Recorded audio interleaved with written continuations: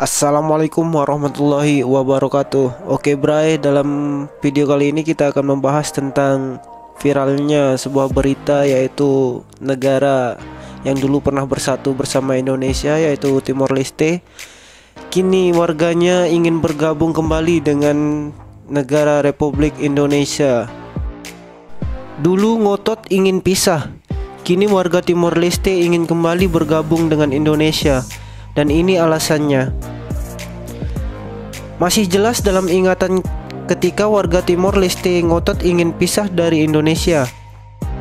Bahkan dulu negara Timor Leste menilai bahwa Indonesia sebagai negara penjajah melalui referendum yang dimonitori Australia dan Portugal tepat tanggal 30 Agustus 1999. Timor Leste resmi berpisah dari Indonesia. Kini 21 tahun sudah, Timor Leste berdiri sendiri sebagai negara merdeka. Namun bukannya makmur, Timor Leste malah terpuruk menjadi negara termiskin di dunia.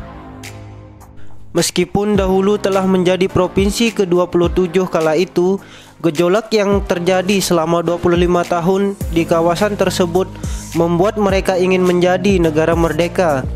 Meski telah menjadi negara merdeka dan terlepas dari Indonesia, Timor Leste baru mendapatkan pengakuan dunia 3 tahun kemudian, atau tepatnya pada tahun 2002, selepas referendum diadakan di wilayah yang dulunya bernama Timor Leste.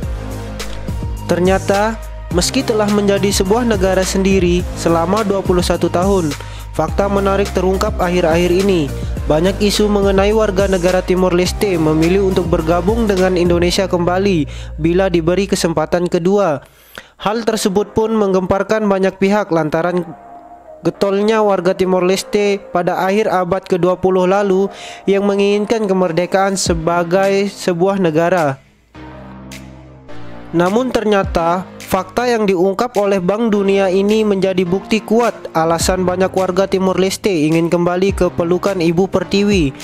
Mengutip dari Kompas.com yang melansir dari United National Development Programs atau yang biasa disebut UNDP, Timor Leste berada di peringkat 152 negara sebagai negara termiskin di dunia dari 162 negara. Hal itu sangat jomplang dibandingkan dengan negara lain di Asia Tenggara termasuk Indonesia.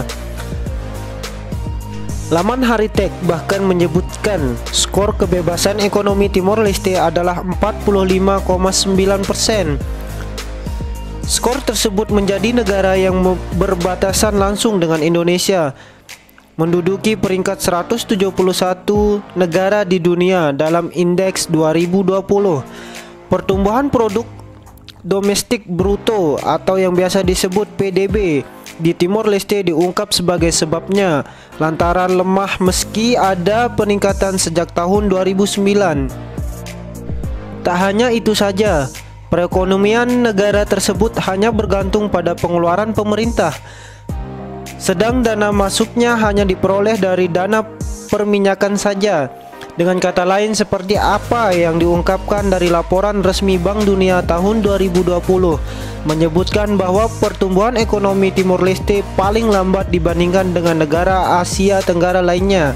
Oleh sebab itu, negara dengan nama resmi Republika Democrática de Timor Leste masuk dalam daftar negara paling miskin di dunia. Angka PDB per kapita Timor Leste diperkirakan akan mencapai 2.356 US dollar atau sekitar 34,23 juta pada Desember 2020. Capaian itu masih di bawah pendapatan per kapita Indonesia pada tahun 2009 lalu sebesar 4.174,9 US dollar atau sekitar 60 juta. Sejumlah sektor ekonomi Timor Leste sebenarnya masih sangat bergantung pada Australia dan Indonesia, terutama barang-barang impor. Timor Leste sendiri masih mengandalkan pemasukan dari hasil minyak.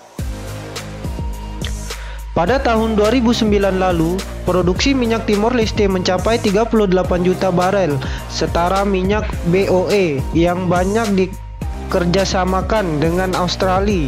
Sementara itu, mengutip data Timor Leste Economic Report yang dirilis Bank Dunia pada April 2020, ekonomi Timor Leste bakal semakin terpuruk di 2020 karena pandemi virus corona COVID-19 dan kondisi politik yang belum stabil.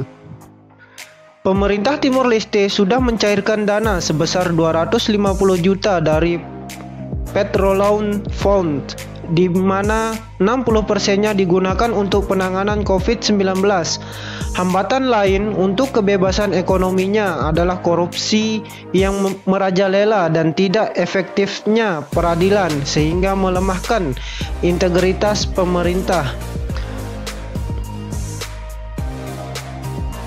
Itulah tadi kutipan penyesalan warga Timor Leste akan terjadinya perpecahan atau perpisahan yang terjadi di tahun 1999.